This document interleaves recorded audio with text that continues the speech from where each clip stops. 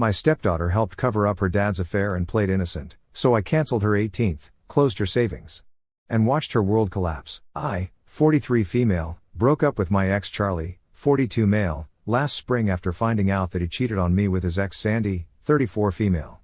We had been together for 3 years, and up until that point, I thought we had a solid relationship. I mean, I knew no relationship was perfect, but I definitely didn't expect this. From the beginning, things with Charlie seemed pretty smooth. Sure, he had a daughter Sarah, 17 female, but I was fine with that. I wasn't trying to play mom or anything. Sarah and I never really had that mother-daughter dynamic, but I did my best to be supportive. She'd come to me with problems, mostly because she didn't get along with her actual mom, and I tried to help out where I could. I guess you could say I was the adult she leaned on when things got tough at home. And I thought we were in a good place. I really did, but things started to shift a bit last year. I was working on this big project for a company. It was a huge deal for me. I poured so much of my time and energy into it, and after all the stress and long nights, I finally started seeing the results. The bonuses started coming in this year, and it felt like all that hard work had finally paid off. I was beyond excited. With this new financial security, I wanted to do something special for Sarah. She had been talking for months about what she wanted for her 18th birthday, and I thought, why not make it happen? She wanted this big pajama party for 25 people, with a DJ, balloons, a fancy cake, and even a night at a hotel out of town with her friends. It was going to be a lot, but since I was in a good place financially, I figured I could swing it. I wanted her to have something memorable, you know. I'd been saving up for a while, and I even set up a separate savings account to make sure everything was covered for the party. Around the same time, Charlie started talking about a business idea he had. Now, don't get me wrong, I'm all for supporting my partner, but this idea of his was not great. It was one of those reinventing the wheel kind of ideas that didn't make much sense. He wanted me to help fund it, and honestly, I wasn't comfortable with that. For one, we weren't married, and two, I just didn't think it was a good investment. I had to look out for myself, you know. Plus, I had already been putting money aside for Sarah's birthday, and I wasn't about to blow all of that on something I didn't believe in. When I told him no, he got pretty upset. He made this big deal about how he needed a supportive partner by his side and how I wasn't willing to help him out with his dream. We had a pretty heated argument about it, and he made me feel like I wasn't being a good partner. But I stood my ground. I wasn't about to throw money at something I didn't believe in, and I wasn't going to jeopardize Sarah's birthday for it either. I felt a little bad about how I said no, though, so I did apologize for being harsh. But I wasn't about to change my mind. After that, things started to feel different. It was like a shift in the air. Charlie became more critical, especially about my appearance. He started making these little comments about my makeup or how I dressed, like I wasn't trying hard enough or something. Then he would casually mention other women, saying things like, "She looks really nice today," or, "You should try something like that with your hair." It didn't seem like a big deal at first, but it slowly chipped away at my confidence. I was starting to feel like I wasn't good enough, and that's not a feeling you want in a relationship, right? Looking back, that's when I should have realized something was up. But at the time, I just brushed it off. I told myself he was just stressed about the business thing, or maybe it was just a rough patch. But things didn't get better. And then there was his ex, Sandy. From the very beginning, she had been a bit of a sore spot for me. I didn't have any real issues with her, but the fact that she was still somewhat in the picture made me uncomfortable. At the start of our relationship, Charlie promised me he'd cut ties with her. He told me they had a history, but that it was over, and I believed him. But as time went on, I started noticing small things that didn't sit right with me. It wasn't just him, it was Sarah too. I noticed that Sarah was pretty active on social media, liking and commenting on posts that involved Sandy. It made me wonder if Charlie and Sandy were still talking, but every time I brought it up, Charlie would deny it. He said they weren't in contact anymore, and I chose to believe him. But the doubts never really went away. You know that feeling in your gut when something's just not adding up? Yeah, that was me. I didn't have any solid proof at the time, though, so I let it go. I figured maybe I was just overthinking things, and that's where things stood for a while. I kept trying to focus on Sarah's birthday, getting everything planned and saved for, while Charlie kept pushing his business idea and getting frustrated that I wasn't on board. The tension was there, but I didn't fully realize just how deep the cracks were in our relationship. After that whole argument about the business, things really started going downhill between me and Charlie. It wasn't just the tension about the money anymore, it felt like everything was falling apart. The little comments he made about my appearance kept coming, and every time he did it, it hit harder. I used to feel pretty confident, you know, but he made me second guess myself. I started wondering if I wasn't attractive to him anymore or if he was looking at other women. It just got in my head. What really made me feel off, though, was how weird he started acting. I've always believed that when someone starts acting shady, there's usually a reason behind it. He wasn't the same with me, less affectionate, less involved, and way more distant. It wasn't just that we were fighting more often, it was like he didn't even care enough to fight properly. I'd try to talk things out, and he'd just brush me off or say I was overthinking it. And I mean, maybe I was, but honestly, the signs were all there, and I didn't want to admit it at the time. Then came the trip. I had to go out of town for this 10-day business trip. It wasn't something I could skip, so I left, hoping maybe some space would help clear the air between us. I figured that maybe when I got back, things would be better. But the whole time I was gone, it just got weirder. Our communication was all messed up. He barely called or texted, and when he did, it was always short and kind of cold, like he didn't really care to talk. He'd tell me he was busy or tired, but it felt like excuses, you know. I remember one night I couldn't get a hold of him at all. I must have called a dozen times, and nothing. I even texted him, and it took hours for him to reply. When he finally did, he said he'd fallen asleep early. I wanted to believe him, but it didn't feel right. You can't just ignore the gut feeling when something feels off. It kept happening too, him not answering or being super vague when I asked what he was doing. Normally, he'd tell me about his day in detail, but now it was always like, oh, just ran errands, or, was with my mom. It felt like he was purposely not telling me things, and I was starting to lose my patience. I tried bringing it up a few times, asking him why he was being distant, but he just shut me down with stuff like, you're imagining things, or, you're being paranoid. But I wasn't paranoid, at least I didn't think so. So, I decided to test him. I told him that my trip was getting extended by a couple of days because of work. That wasn't true, though. I was planning to come home a day earlier. I didn't know what I was expecting to find, but something told me I needed to get back and see for myself what was really going on. When I walked into the house that day, everything seemed normal at first glance. But as I was unpacking, I noticed something that stopped me in my tracks. There, in the trash, was used protection. My heart sank immediately. I knew what that meant. There was no reason for it to be there unless someone else had been in my house, and I didn't need to guess who. I felt my whole world crumble in that moment. I didn't want to believe it, but the evidence was literally right there in front of me. I didn't confront him right away. I don't know why, I guess part of me was in shock. I just stood there for a few minutes, trying to make sense of it all. How could he do this? Why didn't I see it coming sooner? All those doubts I'd been pushing aside, all the weird behavior, it all made sense now. It wasn't just my imagination. He had been cheating on me, and not just with anyone, with Sandy, his ex, the woman he promised me he'd cut out of his life. When Charlie came home that night, he was all smiles, like nothing was wrong. It was almost sickening. I was trying to hold myself together because I didn't want to blow up on him right then and there.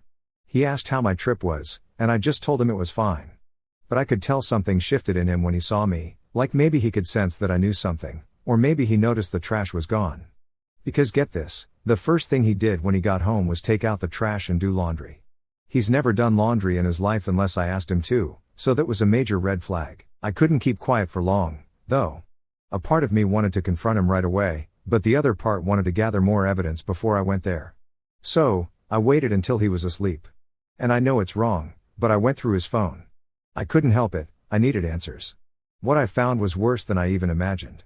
There were hundreds of messages between him and Sandy, and I'm not talking about just casual chats. These were long conversations, voice notes, pictures, basically, they'd been in constant contact for who knows how long. It was like their relationship had never even ended.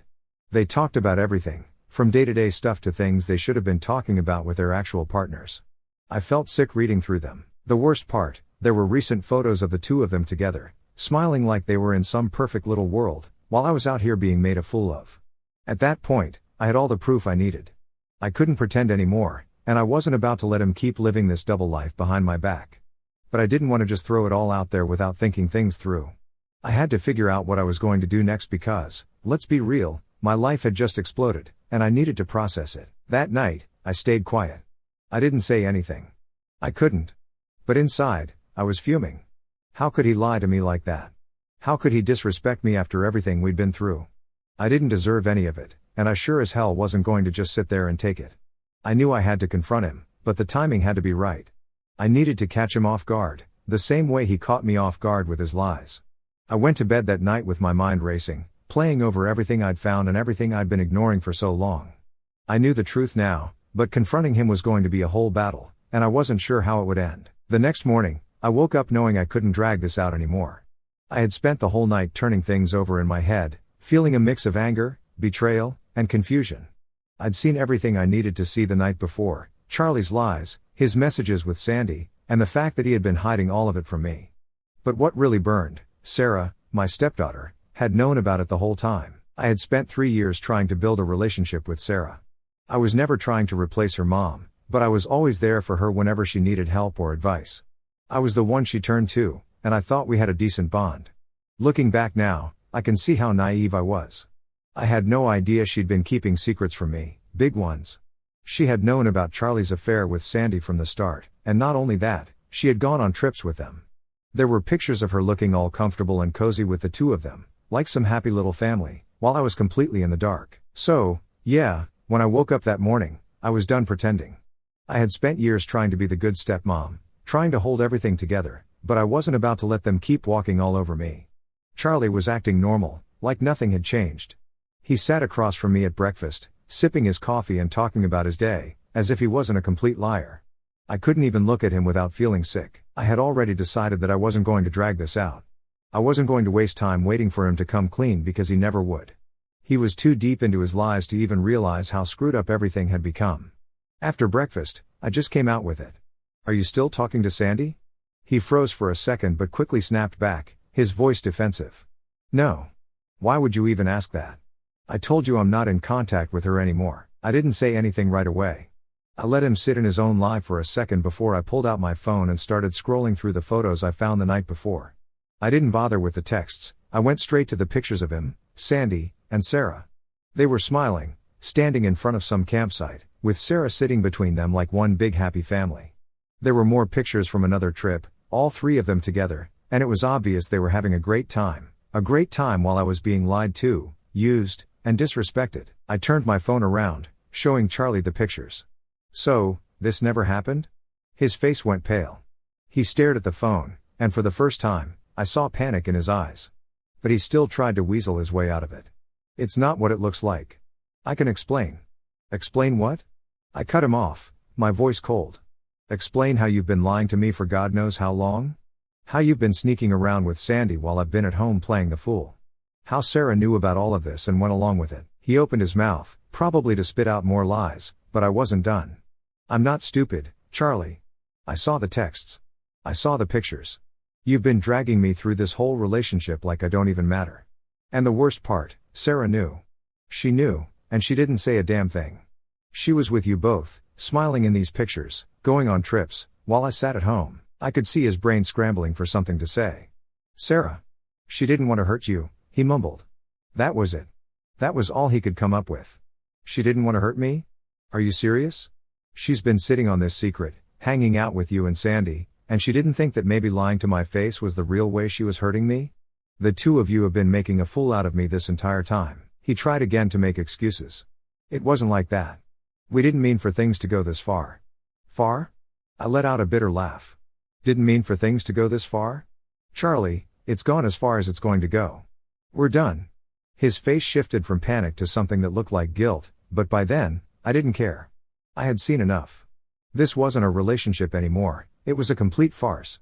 I thought maybe he'd at least try to apologize, maybe say something to take responsibility, but no. He just stood there, speechless, like he didn't know how to fix what he'd broken. I couldn't stand to be around him anymore. I turned and walked upstairs, my legs shaking as I grabbed a suitcase and started throwing my stuff into it. I wasn't sticking around for any more of this. I was done with the lies, done with being treated like I didn't matter. The more I packed, the angrier I got.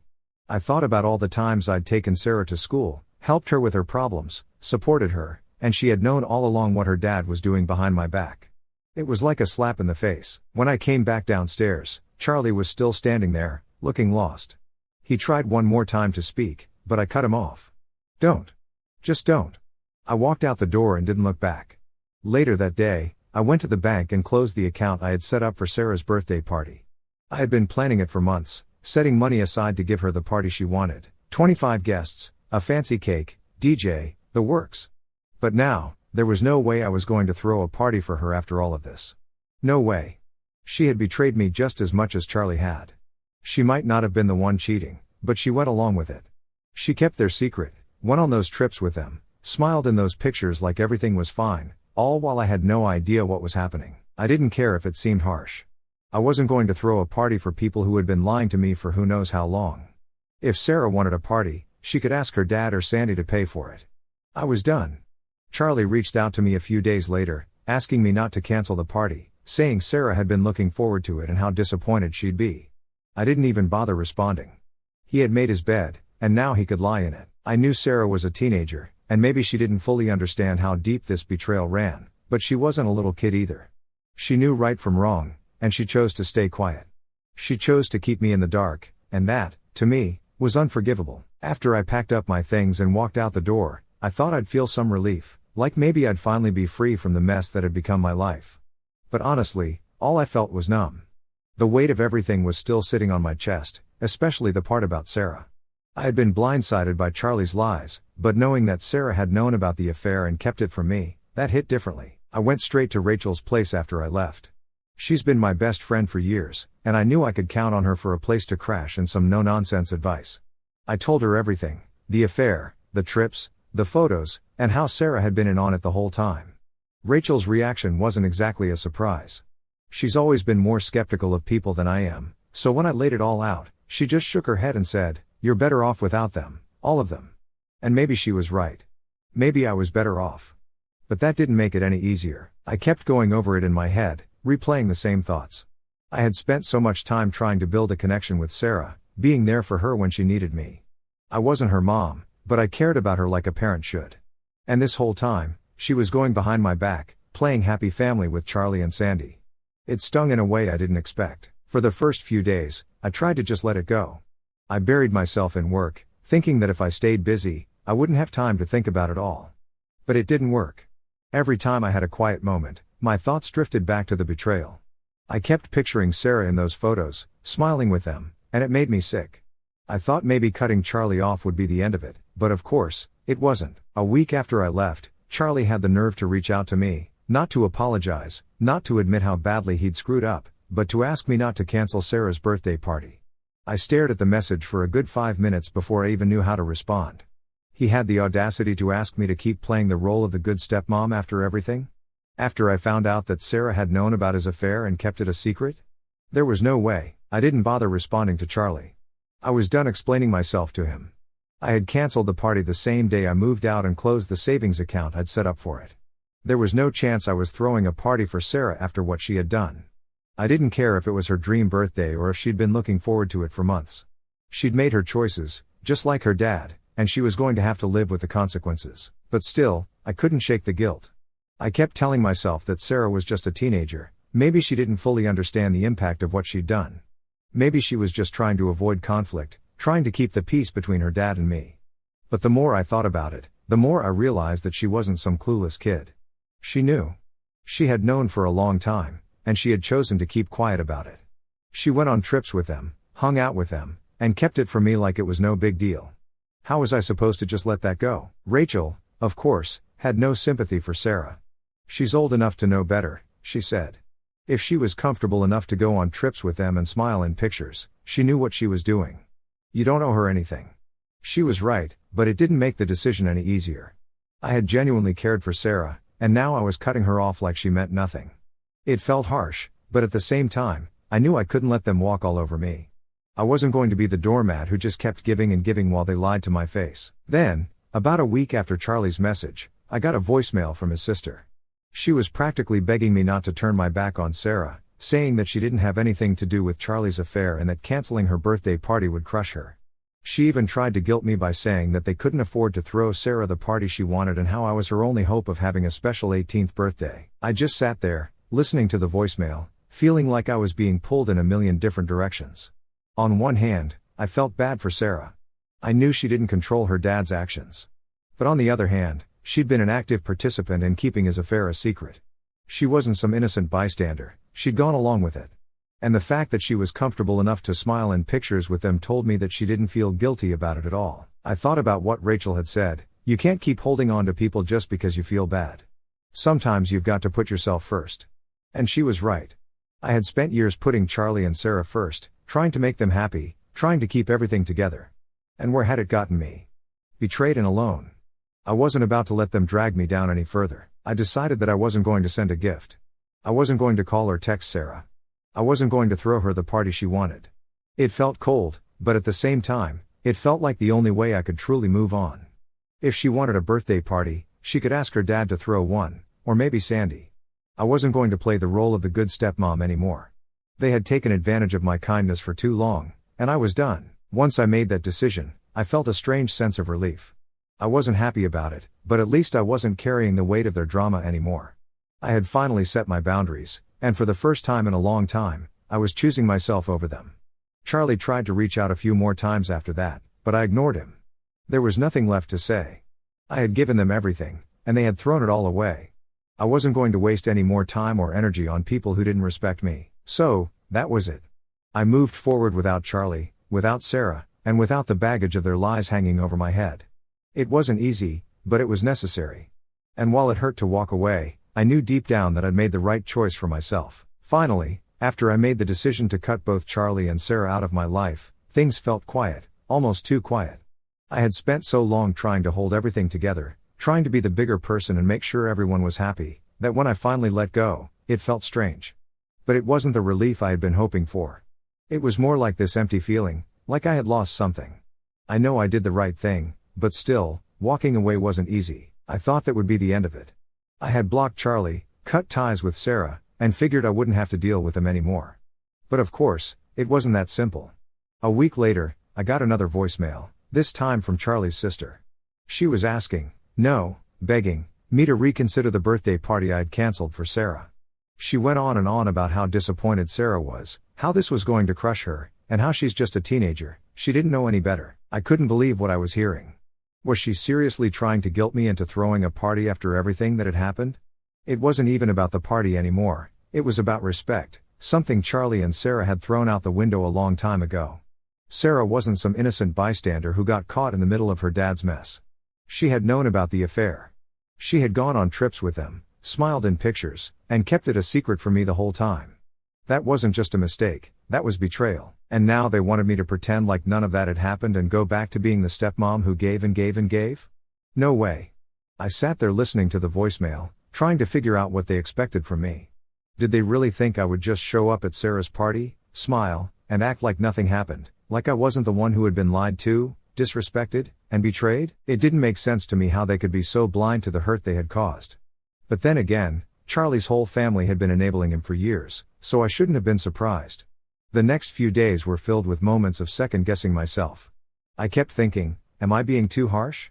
Should I give Sarah another chance? But every time I thought about reaching out, those images of her on those trips with Charlie and Sandy came flooding back. How could I just brush that aside? She had gone behind my back, smiled for those pictures, and then came home to me acting like nothing was wrong. That wasn't something I could forgive easily, if at all. I talked it over with Rachel. She wasn't about to let me fall back into that trap. Sarah knew exactly what she was doing, she said. You're not responsible for fixing this mess. You've done enough for them. She was right, of course. I had spent years trying to make everything work, trying to keep the peace between Charlie, Sarah, and me. And where had it gotten me? Betrayed and lied to. It was time to put myself first, so, I stuck to my decision. I didn't respond to Charlie's sister. I didn't send a gift for Sarah. And I didn't even consider showing up to the party. If they wanted to celebrate, they could figure it out on their own. It wasn't my problem anymore. A few months after everything went down, I started hearing bits and pieces of how Charlie and Sarah were doing through mutual friends. It wasn't like I was asking for updates, people just like to talk, and when they know you've been through something messy, they can't help but fill you in on the aftermath. And let me tell you, it was the kind of news that made me think, well, karma didn't waste any time. The first thing I heard was about Charlie. Apparently, after I left, things between him and Sandy didn't go as smoothly as he probably thought they would. Once I was out of the picture and they didn't have to sneak around anymore, Sandy lost interest. She wasn't as invested in Charlie as he'd hoped. She had fun while they were playing the affair game, but once it became real, once there was no more excitement in sneaking around, she started to pull away. It didn't take long for her to move on, leaving Charlie in the dust.